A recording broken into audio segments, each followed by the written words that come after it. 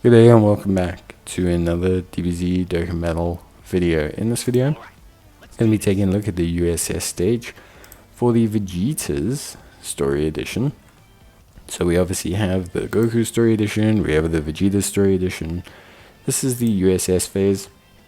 For me, the Vegeta's one is, I would say, probably a little bit easier than the Goku's one, although they're both fairly comparable in power. They both have the similar amounts of phases, and they both present different challenges for team building. For this team, we're going to be using the newly revamped Giant Air Power, which is a team that I think handles things very well. It's a very strong team, very good, very, reliable and solid. So it's a very good team. Very limited in terms of choices, but very good overall. So we're going to be using Giant Air Power. It's going to be headlined by the AGL Super Saiyan 3 Goku. We're then obviously going to have the 7th year LRs. We're then obviously going to have the 2 GT EZAs. So in Super Saiyan Vegeta GT, Physical Super Saiyan Goku GT. Then we'll have the Int Super Saiyan 4 Goku, who's got a mini revival actually with the power of the AGL Super Saiyan 3 Goku. Not saying he is absolutely incredible, but he definitely does a lot better now after the arrival of Goku than before, with the extra 10% damage reduction, the 2-turn support, the 70% support. All of that is really good. Other than that, the team functions fairly straightforward. The rotations will be Tech, Giant Ape, Vegeta, alongside the pretty much whichever other unit you want to.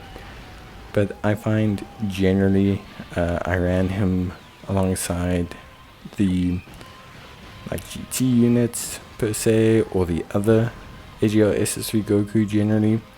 So I tried to have one rotation of Vegeta and SS3 Goku, and then one rotation of the SS4s, the Duo, and SS3 Goku. That generally ran pretty smoothly. That ran to a point where everything flowed nicely, the team was functioning good, everything was at a very high, good functioning level. So that was definitely pretty solid team functionality.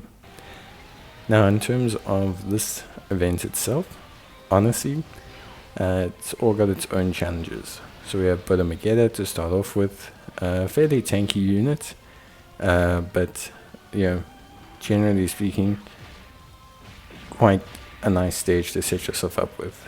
85 million health, 1.4 million super, has damage reduction raised before receiving 6 attacks, so there's definitely a boost to his tankiness before he's received a couple attacks. But this is fine because it's a great way to kind of set yourself up and give yourself a really good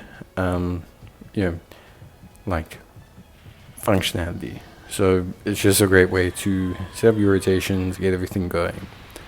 Then you take on the Ribrianna Giant form, also a fairly simple stage, only 84 million health, disables attack and defense down, 1.7 million supers.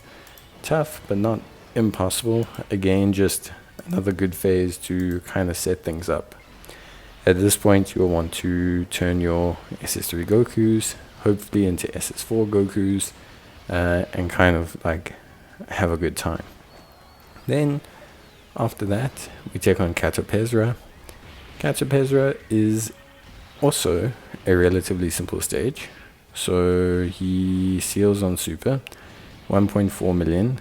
His attack stat is 900,000, and his damage is 2.4 million, but only on the first turn. So he's not super strong outside of his first turn. So using here, for example, the giant form is absolutely excellent, because it will take the sting out of any supers he does and then just leave you with the boosted normals, which are difficult to handle but not impossible to handle. And then the turn afterwards he will end up being a lot more manageable. So it's definitely a challenge, of course, as always, but I think this team does well because of that ability to kind of lock him, you know. So to kind of lock him, keep him kind of sealed and controlled, and yeah, just generally prevent that huge initial damage from his first phase, setting yourself up to handle the rest of him quite nicely. Then we enter into the 2 final stages. So we have Toppo, God of Destruction mode, which, you know, pretty tough. And then we have the Jiren, but not Jiren full power, just Jiren. So Toppo or Top God of Destruction, 4.6 million super, pretty tough to handle. He gets attack of 10% with each unarmed super received, defense of minus 10% with each Ki Blast super received. He's immune to sealing, stunning, attack and defense lowering, and he locks character switching, which, as you all know, is a mechanic that I truly love in this game. I'm sure everyone loves how good it is to have your characters just not be able to move and instantly die. So because of that, I find the second to last stage actually the hardest out of all of the phases here, mainly because of the fact that it's probably the one that's going to require you to use items the most, because it's going to kind of challenge you and prevent you from moving your characters. This will present its own issues. We'll be transforming all our units here, starting to really maximize on damage, getting ahead and in preparation for the final phase against Jiren. Now, for me, the Jiren phase is interesting, but not impossible. It presents its own different challenges, the second to last phase. But I think because they removed that, locking in place, I think it's, for me at least, on the surface level, easier to handle it than, say, for example, the, like, how can I say, to say, it's easier to handle than, like, the Jiren, the Toppo phase. That's just my opinion. That's just how I feel. I think that's generally what I would say.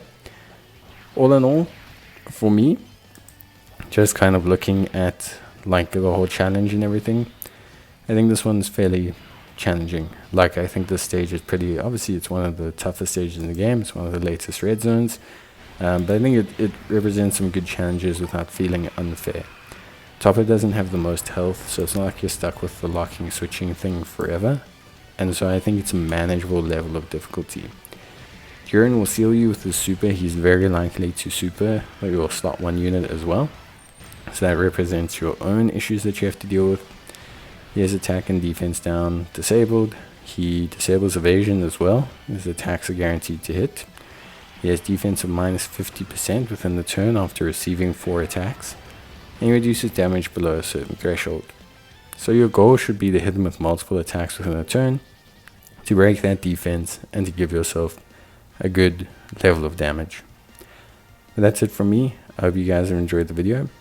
Let me know, and I will see you guys in the next one. So until then, as always, take care, stay safe, and let me know if you're having any issues or need any help with the team build. Bye.